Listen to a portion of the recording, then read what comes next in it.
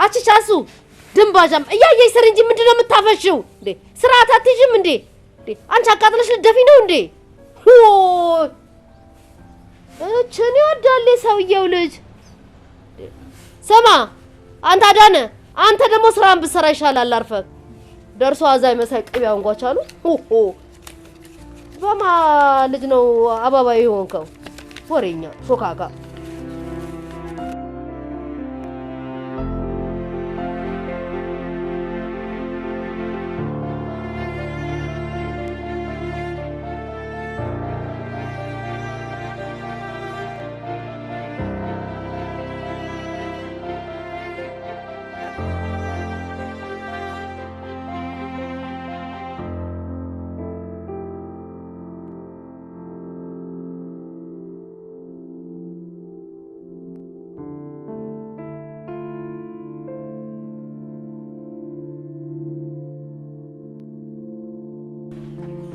እሺ በቃ ቻው። እሺ እንደዋወላለን።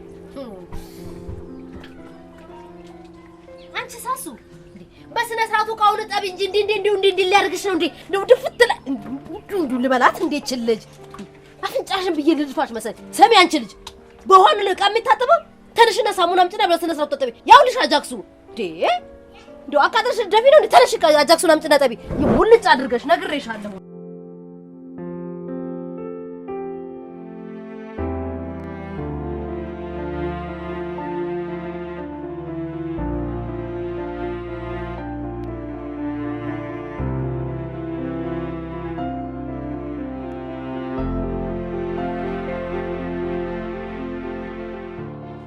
ጊዜው ነው አጥበሽ እዚህ ጋር ጨምቀሽ ለማስቀመጥ የደረሽው እንዴ? እዛው ውስጥ አዝረክርከሽ አሁን ይሄ ታጠበ እንደው አቃጥለሽ ልደፊ ነው። ለሰርግሽ መዳና ለስተይለሽ አቃጥለሽ ልደልሞት እንደው ደፋሽ ምን ሆነሽ? ምን ሆነሽ? ምን ትኛለሽ እንዴ? በዚህ ህፃን ልጅ ላይ እንደዚህ አይነት ጭካኔ ተገቢ ነው እንዴ? ዘመዳትም እኮ ወንድምሽ ልጅ ነው። ምን አገባሽ እንዴ? ይኸውልሽ ልንገርሽ ወይዘሮ ገነት፣ አንቺን በማያገባሽ ነገር እንደው ጎዝም ጥልቅ ማለትን አቁሚ። ምን ማለት ነው? ነው ወደዚህ ጋር አንቺ ትያት ልጅቷን እንዴ? በዛ እኮ ነጋለ ጠባ የሷን ጮታ ያሰማንበት ቀን አለ እንዴ? እማሳድጋትን ልጅ እንዴት ስርዓት ማስተማር እንዳለብኝ የማውቀው እኔ ነኝ፣ አንቺ አይደለሽም። እሱንማ አየንልሽ እኮ ድንቄ ማስተማር አስተምራታለሁ ብለሽማ ከገጠር ካመጣሻት በኋላ ይኸው ያለ እድሜዋ ስንት ስራ ያሰራሻት፣ በዚህ ላይ ነጋ ጠባ እየቀጠቀጥሽ መከራዋን አስተማርሻት። ወይዘሮ ገነት በማያገባሽ ነገር እንደው ዘው ብለሽ ሰው ግቢ እየገባሽ ጣልቃል ትግቢ ብዬ ስንት ጊዜ ነገርኩሽ። እንዴት ነው የማያገባኝ እንዴ? ዝም ብላለሁ እንዴ? አንድ ፍሬ ልጅ እንደዚህ እየተሰቃየች እያየሁ ሰሚያለሽ? አለበለዚያ ማደርገውን አታውቂም። ምን ልታደርጊ እንዴ? ሰሚያለሽ? እማደርገውማ አንቺንም ጉርብትናሽንም አሽቀንጥሬ ወረውርላችኋለሁ። ያንቺ ጉርብትና በአፍንጫዬ ይውጣ። ትሰሚያለሽ? እቺ አንድ ፍሬ ልጅ ግን እንደዚህ ስትሰቃይ ቆሜ አላይሽም። እና የኛ ጀምስ ቦንድ እና ምን ለማድረግ አሰብሽ? ልጄ እህቴ ጋር ተንቀባራ እየተማረች ነው ብሎ ተስፋ ያደረገውን አባቷ ምን ስቃይ እየደረሰባት እንዳለ መልክተኛ ሰድበታለሁ። ከኔ ከእህቱና ካንቺ ማን እንደሚሰማ አይለው። ሂጂ ውጪ ሂጂ። እንደው ምን ማድረግ እንዳለብኝ እኔ አውቃለሁ። አረ እሺ ሂጂ፣ የተሻለ የምትይውን ነገር ፈልጊ አድርጊና አሳይና ሂጂ ውጪ ሂጂ ጃ ሂጂ ሂጂ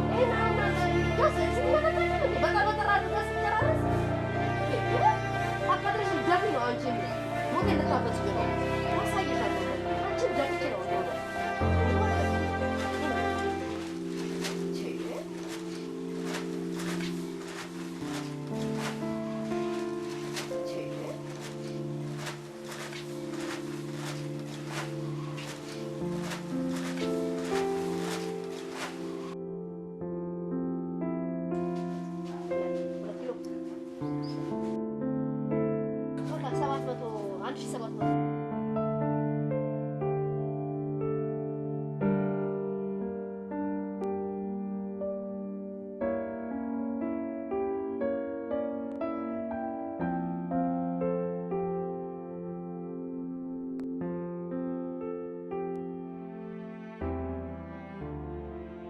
እና የወንድሟ ልጅ ነው እንደዚህ የምታሰራው ነው የምትለኝ? አዎ በእናትሽ ያው ከገጠር አምጥታ እንደዚህ ትጫወትባታል። ይሄ እኮ በጣም እኮ ወንጀል ነው።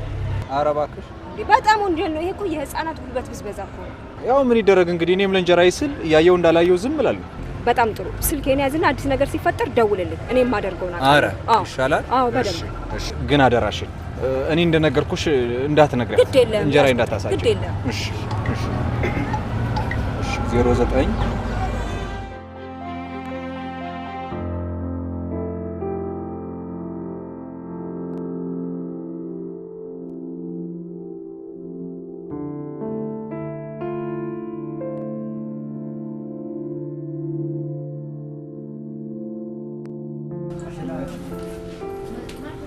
ሄሎ አቤት እግዚአብሔር ይመስገን ምን አልሽኝ ጤፍ ስንት ኪሎ 50 ኪሎ ጤፍ እሺ ታውቂያለሽ 50 ኪሎ ጤፍ ምን አልሽኝ 50 ኪሎ ጤፍ እሺ ገብስ ስንት ኪሎ 25 ኪሎ እሺ እሺ ስሚ ይው ብሩ እንዳያድር ታዲያ ወዲያውኑ በሞባይል ትራንስፈር አድርጊልኝ አሁን በልጆቹ ልክልሻለሁ አዳነ ይዞ ይመጣል ተናግሬያለሁኝ እሺ እሺ ቻው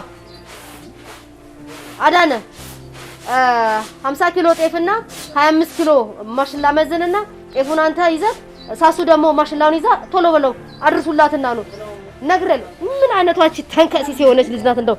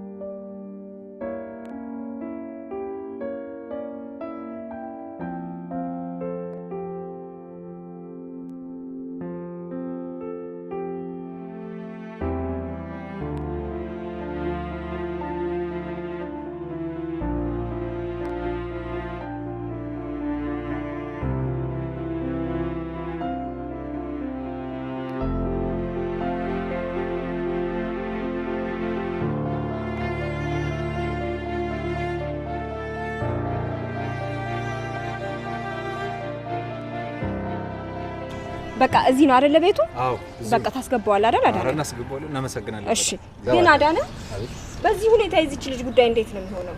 እኔ ምን አውቃለሁ በእናትሽ እኔም በጣም ግራ ገብቶኛል። ቀን ተቀን የሷን ሰቆቃ ሳይ ነው የምሆነው። ይኸውልህ አሁን በቂ መረጃ ያገኘን ይመስለኛል። አረ አንድ ምስክር አንተ ትሆናለህ። እኔ? አዎ ማለት ያው የእንጀራዬ ነገር ነው እንጂ ምልሽ በቃ ችግር የለውም። ከሷ መከራ አይብስም። እሺ ችግር የለውም። እግዚአብሔር እንዳለኝ ይሆናል። እኔ አንድ ምስክር አንተ ከሆንክ አንድ ምስክር ማግኘት እንችላለን። ማን እንደልሽ? እትዬ ገነት አሉ። እትዬ ገነት ማን ናቸው? እትዬ ገነት ጎረቤታችን ናቸው። ቤታቸውን ታውቂዋለሽ? በቃ ጎሽ፣ በቃ እህሉን አስገባና እንዴና ለምሳሌ ቤቱን ታሳይናለሽ። እሺ እሺ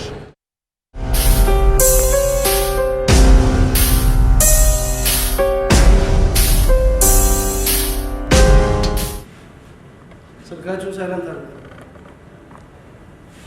ተነሱ።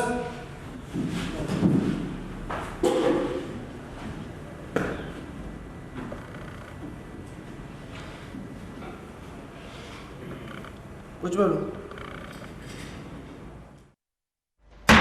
የፌዴራል መጀመሪያ ደረጃ ፍርድ ቤት ድሬዳዋ ምድብ 3ኛ ወንጀል ችሎት የዕለቱ ስራውን ጀምሯል። የካቲት 30 2017 ዓመተ ምህረት ዳኛ ዮሐንስ ዘውዱ።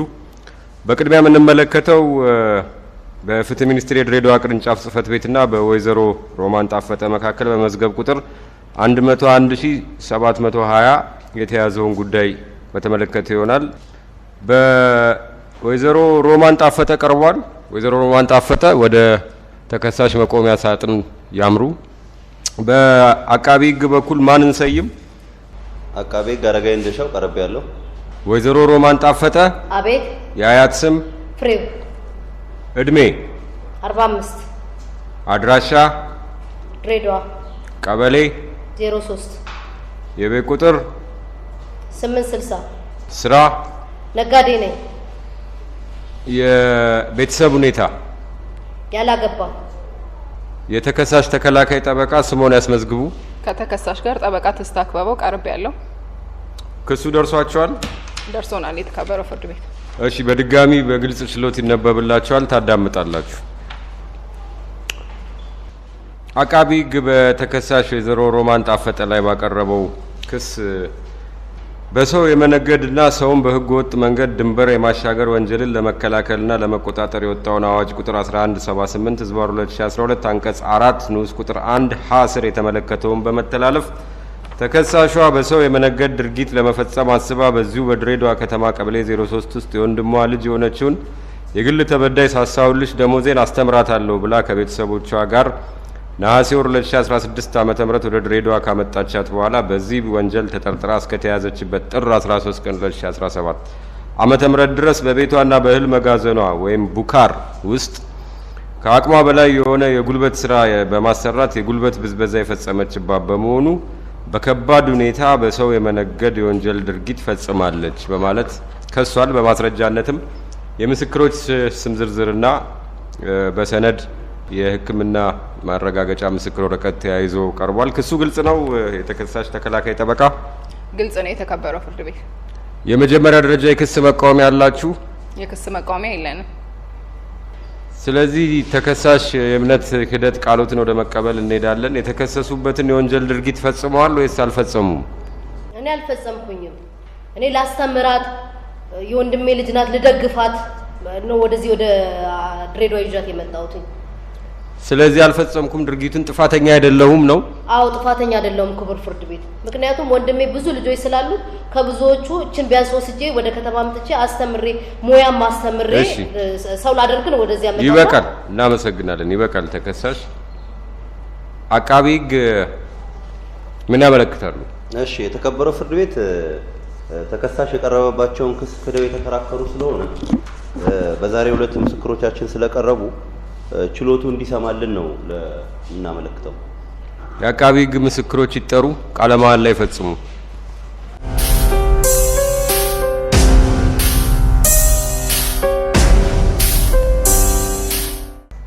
ሳሳውልሽ ደሞዜ? አቤት። ወይዘሮ ገነት ዘለቀ? አቤት። ወይዘሮ አዚዛ ናስር? አቤት። ቃለ መሃላ አስፈጽሚያቸው።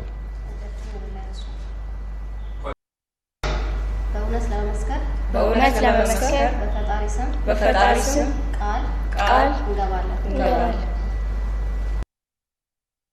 ምስክሮች ውጪ ቆዩ። አቃቢ ህግ ጭብጦትን ያስመዝግቡ። እሺ፣ እናመሰግናለን የተከበረው ፍርድ ቤት። በዛሬው ዕለት የቀረቡት ሶስቱም ምስክሮቻችን እንደ ክስ አቀራረባችን የሚያስረዱ ናቸው።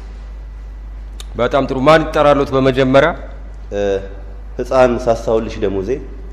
እሺ፣ አንደኛ አቃቢ ህግ ምስክር ስምሽ ማን ነው? ሳሳውልሽ ደሞዜ። እድሜሽ? 12። እሺ፣ አድራሻ? ድሬዳዋ ቀበሌ 03።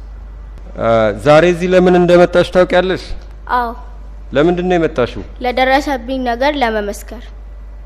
ጥሩ። ሳትፈሪ አቃቢ ህግ ለሚጠይቁሽ ጥያቄ መልሱን ቀጥታ ለኔ ባጭሩ ትነግሪኛለሽ። እሺ። እሺ፣ አቃቢ ህግ ዋና ጥያቄ ቀጥሉ። እሺ፣ እናመሰግናለን የተከበረው ፍርድ ቤት። ሳሳውልሽ አሁን ለችሎቱ ለምስክርነት እንደመጣሽ ተናግረሻልና እስቲ ምንድነው የተፈጠረው? ከመጀመሪያው ጀምረሽ ለችሎቱ የተፈጠረብሽን ነገር ዘርዝረሽ እስቲ ያስረጅልን። በመጀመሪያ አክስቴ ከገጠር ነሐሴ ላይ አሁን ወደ 7 ወር እየተጠጋ ነው የመጣሁበት ጊዜ ማለት ነው።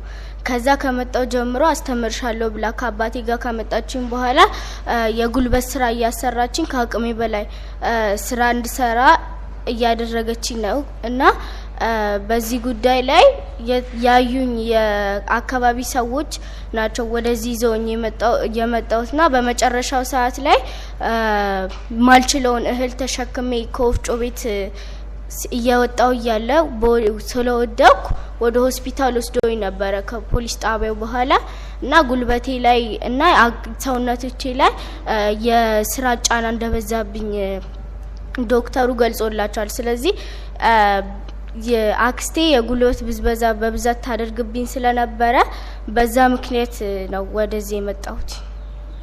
እሺ ንሳሳውልሽ ከዚህ በፊት ተማሪ ነበረ? አዎ።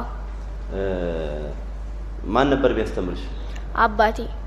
ስንተኛ ክፍል ነበርሽ? 5ኛ ክፍል ነበርኩ። ወደዚህ ስመጣ 6ኛ ክፍል ልማር ነበር የመጣሁት ግን ወደ ትምህርት ቤት አላስገባችኝም አክስቴ። አሁን ዘንድሮ በ2017 ትምህርት አልገባሽም? አዎ። እየተማርሽ አይደለም? አዎ። እሺ ምንድነው የምትሰሪው ስራ? አሁን ስራ ታሰራኛለች ብለሻል አክስትሽ። አዎ። እሺ የት ነው የምታሰራሽ? ምን አይነት ስራ ነው የምታሰራሽ? ቤት ውስጥ ልብስ አጥባለሁ፣ ቃጥባለሁ፣ ቤቱን አጸዳለሁ፣ ግቢውን አጸዳለሁ፣ ሙሉ ብርድ ልብስ ምናምን ያገኘሁትን ነገር እንዳለ እኔን የማጥበው። ወፍጮ ቤት ደግሞ የተፈጨ እህል ወደ መሄድበት ቦታ እናደርሳለን። እህል ደግሞ እለቅማለሁ፣ በወንፊት እነፋለሁ። በቃ ያሉትን ስራዎች እዛ ወፍጮ ቤት ውስጥ የምችላቸውን ነገር የሚሸጥ ከሆነ ከአዳነ ጋር ሆነን እንሸጣለን። የሚደርስበት ቦታ ካለ ደግሞ እናደርሳለን። እሺ የቤት ውስጥም ስራ ሰራለሁ፣ ልብስ አጥባለሁ፣ ብርድ ልብስ አጥባለሁ ብለሻል። አዎ። እስቲ አጥባለሁ ስትይ እንዴት ነው ለፍርድ ቤቱ ዘርዝረሽ እስቲ ንገሪኝ። እንዴት ነው የምታጥቢው? አንቺ ብቻሽን ሆነሽ ነው ወይንስ በምን ሁኔታ ላይ ነው የምታጥቢው? ወይንስ ደግሞ ድጋፍ ነው የምታረጊው? እስቲ ትክክለኛውን ነገር ለፍርድ ቤቱ እስቲ። አይ ማጥበው እንኳን እኔ ብቻዬን ሆኜ ነው። ግቢ ውስጥ ብቻዬን ሆኜ እኔ ነኝ የማጥበው። ማንም የሚያግዘኝ ሰው የለም። በቃ እንደዚህ ነው። የማን ልብስ ነው የምታጥቢው? የኔንም ያክስቴንም የቤቱን ሰዎች በሙሉ። የቤቱን ሰዎች በሙሉ? አዎ። ብርድ ልብስ ሲያልሽ የማን ብርድ ልብስ ነው የምታጥቢው? አልጋው ላይ የሚደረገውንም እንግዳ ሲመጣ የሚነጠፈውንም ሁሉንም። ጨርሰናል። የተከበረው ፍርድ ቤት። እሺ እናመሰግናለን። የተከበረው አቃቢ ሕግ የፍርድ ቤቱ ማጣሪያ ጥያቄ ሳሳውልሽ ቅድም አክስቴ ቤት ሰራቸዋለሁ ያልሻቸውን ስራዎች በፊት ከምትኖሪበት ቦታ ከመምጣትሽ በፊት ሰርተሽ አታውቂም ነበር? እሰራ ነበር ግን እንደዚህ የሚከብድ ስራ አልሰራም። ልብስ አጥባ አልነበረም ግን ቤት አጸዳ ነበር ወደ ትምህርት ቤት ከመሄዴ በፊት። እህልም አትሸከሚም ነበር በፊት? አዎ። ጥሩ። የተከሳሽ ተከላካይ ጠበቃ መስቀለኛ ጥያቄ ካሉት ማቅረብ ይችላሉ። እሺ አመሰግናለሁ። የተከበረው ፍርድ ቤት ሳሳውልሽ ለምጠይቅሽ ጥያቄ ያው ችሎቱን እያየሽ አዎ ወይም አይደለም የሚል አጠር ያለ መልስ ትሰጭናለሽ። ከገጠር ያመጣችኝ አክስቴ አስተምርሻለሁ ብላኝ ነው ብለሻል አይደለ? አዎ። እና እንደመጣሽ ትምህርት ቤት ልታስመዘግብሽ ወደ ትምህርት ቤት አልሄዳችሁም ነበር? አዎ አልሄድም።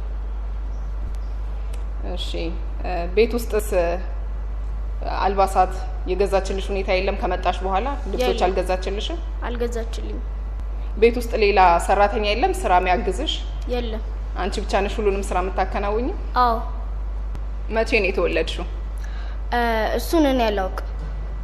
እሺ አመሰግናለሁ። የተከበረው ፍርድ ቤት እናመሰግናለን። የተከበሩ ተከላካይ ጠበቃ አቃቢ ሕግ ድጋሚ ጥያቄ ካሉት ማቅረብ ይችላሉ። የለንም። የተከበረው ፍርድ ቤት። እሺ እናመሰግናለን። ምስክር አረፍ በይ እዚህ። ሁለተኛ አቃቢ ሕግ ምስክር ይጠሩ። ሁለተኛ አቃቢ ሕግ ምስክር ስሞትን ያስመዝግቡ። ስሞት ማን ነው? አዚዛ ናሲር። እድሜ 28። ስራ የህፃናትና ሴቶች ቢሮ ነው የምሰራው። እሺ አድራሻ? ድሬዳዋ። ዛሬ ለምንድን ነው የመጡት እዚህ ፍርድ ቤት? ለምስክርነት። ያውቋቸዋል ተከሳሿን? አዎ። ዝምድና ወይ ጸብ አላችሁ? አይ የለንም። አቃቢ ጓና ጥያቄ ቀጥሉ። እሺ እናመሰግናለን። የተከበረው ፍርድ ቤት።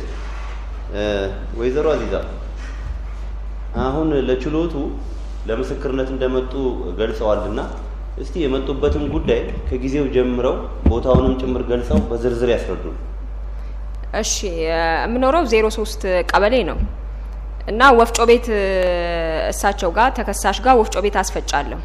እሺ እዛ አካባቢ ግን በጣም ትንሽዬ ልጅ ያለ እድሜዋ ብዙ ስራ ስትሰራ አስተውያለሁ እና ይሄ ነገር ልክ እንዳልሆነ ገባኝና እዛ የሚሰራውን ወፍጮ የሚፈጨው ልጅ አናገርኩትኝ። እሺ እና ከገጠር እንዳመጣቻት የወንድሟ ልጅ እንደሆነች በጣም ብዙ ስራ እንደምታሰራት እሱም እንደሚታዘብ ነገረኝ።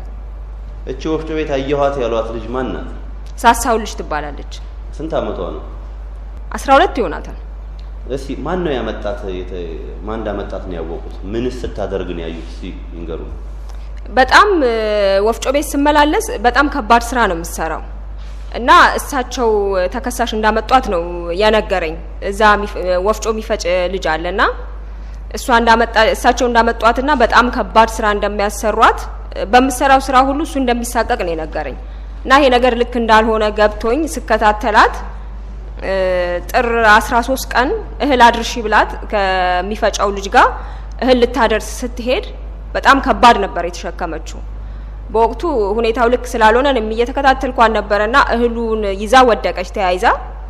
ከዛ በኋላ አንስቻት እህሉን የሚያደርሱበት ቤት አድርሰናት እሷን ወደ ሆስፒታል ከሸኘን በኋላ ጉዳዩን ወደ ህግ መውሰድ እንዳለብን አማከርኩት የሚፈጫውን። ከዛ ሌላ ተጨማሪ ምስክር ማግኘት እንችላለን ወይ ስል ልጅቷ ራሷ በጣም በቤት ውስጥ ብዙ ጫና እንደሚደርስባትና ወይዘሮ ገነት የሚባሉ ጎረቤት እንዳሉና እሳቸው እንደሚመሰክሩላት ነገረችኝ። ከዛ እሷን ሆስፒታል አድርሰን ከሆስፒታል መልስ በኋላ ወይዘሮ ገነትን አነጋገርናቸው። ወደ ህግ መሄድ እንችላለን ወይ ምስክር ይሆናሉ ወይ ብዬ ሳናግራቸው አዎ ይችላሉ አሉኝ። ከዛ በኋላ ጥር 13 ቀን ከህክምና መልስ በጣም ብዙ ጫና ቤት ውስጥ ደርሶባት ሲደበድቧት ወይዘሮ ገነት ስትጮህ ወይዘሮ ገነት መጡ አገላግሏት። ከዛ በኋላ ነው እኔና እሳቸው ወደ ህግ ይዘን የመጣ ነው ጉዳዩን። ጨርሻለሁ። የተከበረ ፍሬት እናመሰግናለን። የተከበሩ አቃቢ ህግ፣ የተከሳሽ ተከላካይ ጠበቃ መስቀለኛ ጥያቄ ካሉት ማቅረብ ይችላሉ። እሺ አመሰግናለሁ። የተከበረው ፍርድ ቤት ወይዘሮ አዚዛ ያው ለምጠይቀው ጥያቄ ችሎቱን እያዩ አጠር ያለ ምላሽ ይሰጡናል። ወፍጮ ቤት በመመላለስበት ጊዜ ልጅቷን እንዳዩ ተናግረው ነበር አይደለ? በወር ለምን ያህል ጊዜ ወፍጮ ቤት ይሄዳሉ? በወር አንዴ ነው እህል ማስፈጨው። ስለዛ በወር አንዴ በሚሄዱበት ጊዜ ባዩት ነገር ብቻ ጉልበት ብዝበዛ ደርሶባታል ወይም ከአቅሟ በላይ ትሰራለች ለማለት ይችላሉ? አይደለም፣ በወቅቱ አይቻለው። በሄድኩበት ጊዜ አይችሉም። አጭር መልስ ነው የሚሰጡኝ። አልችልም። በወር አንዴ በሄድኩበት ጊዜ አልችልም። በቃ ሲጠየቁ አጭር መልስ፣ ማብራሪያ አያስፈልግም። እሺ መረጃ ይሰጠኝ ነበር ያሉት ልጅ ማን ነበረ ስሙ? እዛ ወፍጮ ቤት ይሰራል ያሉት? አዳነ። እሱ ዛሬ በምስክርነት እዚህ ቀርቧል? አልቀረበም። እሺ ይህ መረጃ የሰጡት ልጅ ከተከሳሽ ጋር ጸብ ይኑረው የሚያውቁት ነገር አለ? ይህንን መረጃ የሰጠበትን ሁኔታ አላውቅም። አመሰግናለሁ። የተከበረ ፍርድ ቤት ጨርሻለሁ። እሺ እናመሰግናለን። አቃቢ ህግ ድጋሚ ጥያቄ ካሉት ማቅረብ ይችላሉ። እሺ እናመሰግናለን። የተከበረ ፍርድ ቤት ወይዘሮ አዚዛ ወፍጮ ቤት በወር አንድ ጊዜ ነው የሚሄደው ብለዋል። እችን ያሏትን ልጅ ሳሳውልሽን ምን ያህል ጊዜ አይተዋታል? ምን ያህል ጊዜ ተመላልሰው ነው ያዩት? በወር አንዴ በሄድኩበት ጊዜ አይቼዋለሁ። ምን አይነት ስራ እንደምትሰራ ከጉልበቷ በላይ ስለሆነ ልክ እንዳልሆነ ገባኝና በጣም ተደጋጋሚ ጊዜ ተከታትያታለሁ። ለምን ያህል ጊዜ የተከታተሏት? አንድ ከ2 ሳምንት በላይ ይሆናል ስከታተላት። እሺ ጨርሻለሁ። እናመሰግናለን። የተከበሩ አቃቢ ህግ ምስክር ጨርሷል። አረፍ ማለት ይችላሉ። ሶስተኛ አቃቢ ህግ ምስክር ይጠሩ። የተከበረው ፍርድ ቤት እናመለክተዋለን። ይቀጥሉ። በዛሬው ዕለት ከቀረቡት 3 ምስክሮች ውስጥ 2ቱን አሰምተናል። ሶስተኛውም ቀርበው ቢመሰክሩ አሁን ከተሰሙት ከሁለቱ የተለየ ስላልሆነ ችሎቱ ሶስተኛ ምስክርን አሰናብቶ በሁለቱ የምስክሮች ቃልና በአያያዝነው የሰነድ ማስረጃ ተገቢ ነው ያለውን ብይን የሚሰጥልን ቢሆን ብለን እናመለክታለን። ሶስተኛ አቃቢ ህግ ምስክር አቃቢ ህግ ከእርሶ በፊት የተሰሙት 2ቱ ምስክሮቼ ይበቁኛል ስላለ እርሶም መስማት ሳያስፈልገን ስለመጡ እያመሰገንን አሰናብተኖታል። መሄድ ይችላሉ። አመሰግናለሁ። ፍርድ ቤቱ መዝገቡን መርምሮ ብይን ይሰጣል። እስከዚያው አረፍ በሉ።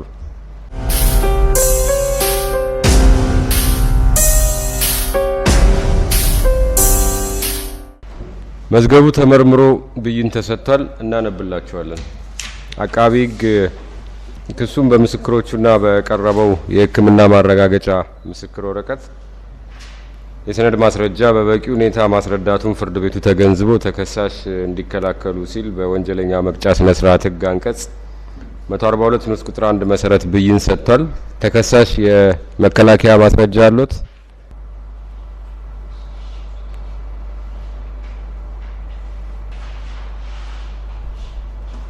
የመከላከያ ማስረጃ የለንም የተከበረው ፍርድ ቤት። እሺ አቃቢ ሕግ ተከሳሽ የመከላከያ ማስረጃ የለኝም ብሏል። ስለዚህ ምን ያመለክታሉ? እሺ እናመሰግናለን የተከበረው ፍርድ ቤት።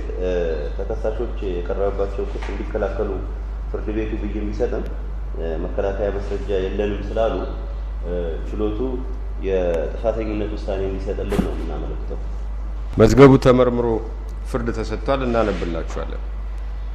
አቃቢ ሕግ በቀን 27/5/2017 ዓመተ ምህረት ባቀረበው የክስ አቤቱታ ተከሳሽ በሰው የመነገድና ሰውን በሕገ ወጥ መንገድ ድንበር የማሻገር ወንጀልን ለመከላከልና ለመቆጣጠር የወጣውን አዋጅ ቁጥር 1178/2014 አንቀጽ 4 ንዑስ ቁጥር 1 ሀ ስር የተመለከተውን በመተላለፍ በሰው የመነገድ ድርጊት ለመፈጸም አስባ በዚሁ በድሬዳዋ ከተማ ቀበሌ 03 ውስጥ የወንድሟ ልጅ የሆነችውን የግል ተበዳይ ሳሳውልሽ ደሞዜን አስተምራታለሁ ብላ ከቤተሰቦቿ ጋር ነሐሴ ወር 2016 ዓ.ም ወደ ድሬዳዋ ካመጣቻት በኋላ በዚህ ወንጀል ተጠርጥራ እስከተያዘችበት ጥር 13 ቀን 2017 ዓ.ም ድረስ በቤቷና በእህል መጋዘኗ ውስጥ ከአቅሟ በላይ የሆነ የጉልበት ስራ በማሰራት የጉልበት ብዝበዛ የፈጸመችባት በመሆኑ በፈጸመችው በከባድ ሁኔታ በሰው የመነገድ ወንጀል ድርጊት ተከሳለች በማለት ክስ ያቀረበ ሲሆን ለተከሳሽ ክሱ ደርሶና በችሎት ተነቦ በአግባቡ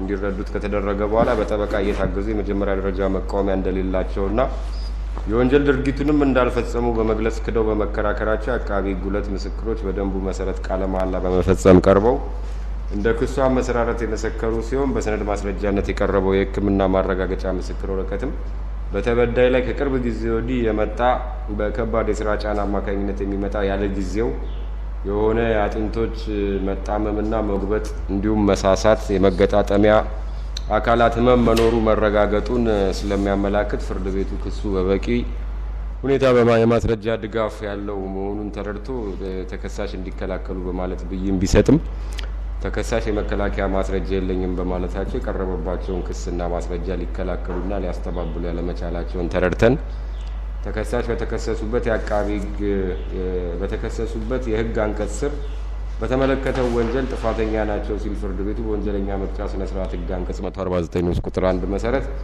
የጥፋተኛነት ውሳኔ ሰጥቷል።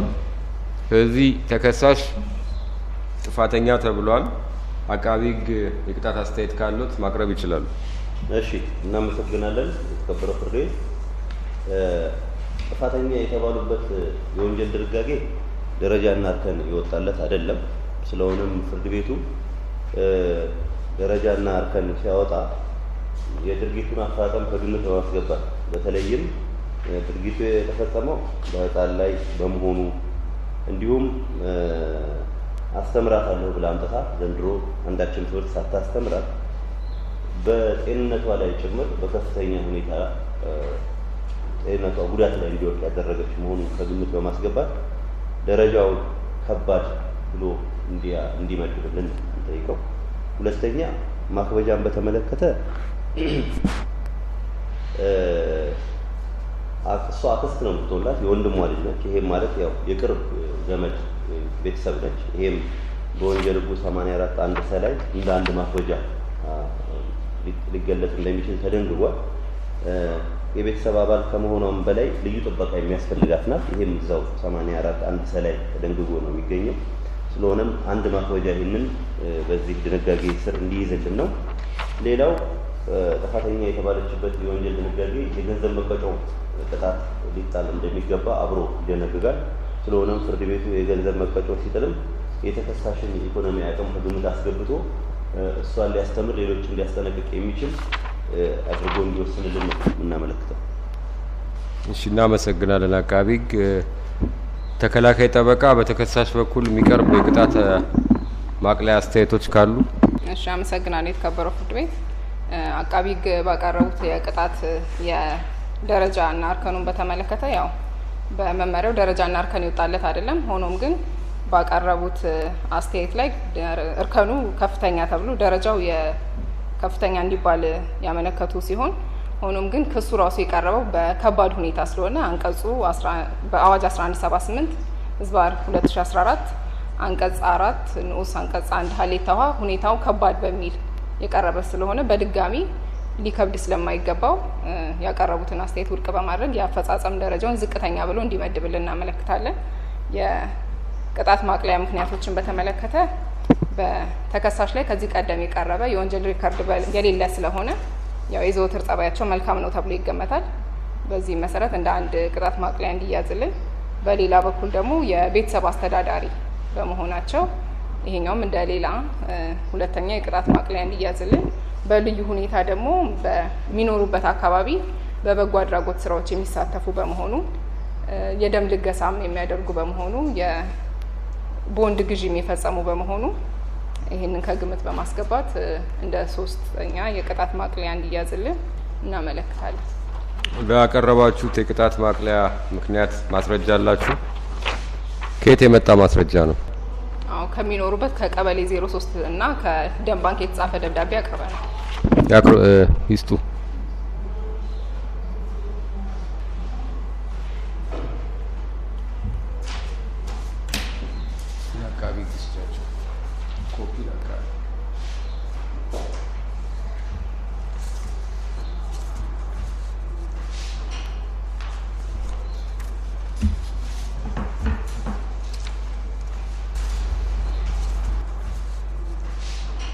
ፍርድ ቤቱ መዝገቡን መርምሮ ቅጣት ይወስናል። እስከዚህ አረፍ በሉ።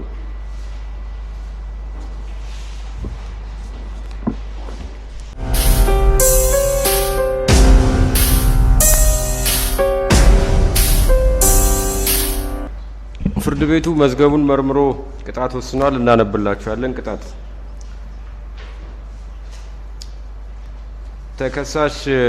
ተከሳሽ ጥፋተኛ የተባሉበት የወንጀል ሕግ አንቀጽ ከ10 ዓመት እስከ 20 ዓመት ጽኑ እስራትና ከ30 ሺህ እስከ 100 ሺህ ብር መቀጮ የገንዘብ ቅጣት በሁለቱም የሚያስቀጣ ሲሆን በተሻሻለው የፌዴራል ጠቅላይ ፍርድ ቤት ባወጣ የተሻሻለው የቅጣት አወሳሰብ መመሪያ ቁጥር 2/2006 የደረጃና እርከን አልወጣለትም። ስለዚህ ፍርድ ቤቱ ደረጃና እርከን ለማውጣት ይረዳው ዘንድ ከአቃቢ ሕግ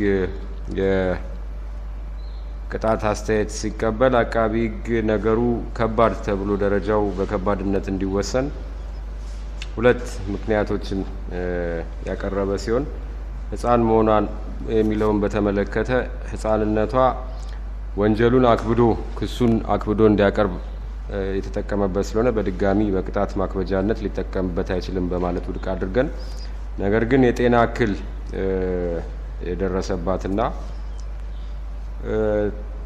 መማር ሲገባት ሳትማር የቀረች መሆኑንም አስመልክቶ ያቀረበውን ሀሳብ ፍርድ ቤቱ ወስዶት የቅጣት ደረጃውን መካከለኛ ደረጃ ላይ አስቀምጦታል። ይህም የእስራት እርከኑ እርከን 31 እንዲሁም የገንዘብ መቀጮው እርከን 11 ላይ እንዲያርፍ አስችሎታል። በአቃቢ ሕግ በኩል አንድ ተቀባይነት ያለው የቅጣት ማክበጃ ምክንያት ፍርድ ቤቱ ተቀብሎታል። እንዲሁም በተከሳሾች በኩል 3 ተቀባይነት ያላቸው የቅጣት ማቅለያ ምክንያቶች ከዚህ በፊት የወንጀል ሪከርድ የሌለባቸው መሆኑን እንዲሁም ደግሞ የቤተሰብ አስተዳዳሪ መሆናቸውንና በአካባቢያቸው የበጎ አድራጎት ተሳትፎና የልማት ተሳትፎ እንቅስቃሴ ውስጥ አስተዋጽኦ ያላቸው መሆኑን አስመልክቶ የቀረቡት የቅጣት ማቅለያ ምክንያቶች በማስረጃ የተረጋገጡና ሕጋዊ ተቀባይነት ያላቸው ስለሆነ እነዚህ ተቀብሎ እርከኑ በመጨረሻ በእርከን 29 የእስራት ቅጣቱ ሊያርፍ ችሏል። እንዲሁም የገንዘብ መቀጮው በእርከን 9 ስር ሊቀመጥ ችሏል። ስለሆነም ፍርድ ቤቱ ከዚህ ከተቀመጠው የቅጣት እርከን ውስጥ ተከሳሽን ያርማል፣ ለወደፊቱ ያስጠነቅቃል፣ ያንጻል፣ ሌሎቹንም ከተመሳሳይ የወንጀል ድርጊት ይቆጥባል፣ ያስጠነቅቃል ሲል ባመነበት በእርከን 29 ስር የተቀመጠውን ከ10 ዓመት እስከ 12 ዓመት የጽኑ እስራት ቅጣት ውስጥ ጣሪያውን 12 ዓመት ጽኑ እስራት ወስዶ እንዲሁም ገንዘብ መቀጮው የተቀመጠው ጣሪያውን እስከ 40 ሺህ ነው የሚለው በእርከን 9 ስር ለዚህ በጣሪያው በ40 ሺህ ብር የገንዘብ መቀጮ እንዲቀጡ በ12 አመት ጽኑ እስራትና በ40 ሺህ ብር የገንዘብ መቀጮ እንዲቀጡ ሲል ፍርድ ቤቱ ወስኗል። ትዕዛዝ ቅር ለተሰኘ ወገን ይግባኝ መብት ነው። የድሬዳዋ ፌዴራል ማረሚያ ቤት የተሰነዘረውን የእስራት ቅጣት ተከታትሎ ያስፈጽም። በፍትህ ሚኒስቴር የድሬዳዋ ቅርንጫፍ ጽሕፈት ቤት የገንዘብ መቀጮን ተከታትሎ ለመንግስት ካዝና ገቢ እንዲሆን ያረጋግጥ። መዝገቡ ተዘግቷል። በዚሁም ችሎቱ የዕለቱ ስራውን አብቅቷል። ደህና ዋሉ።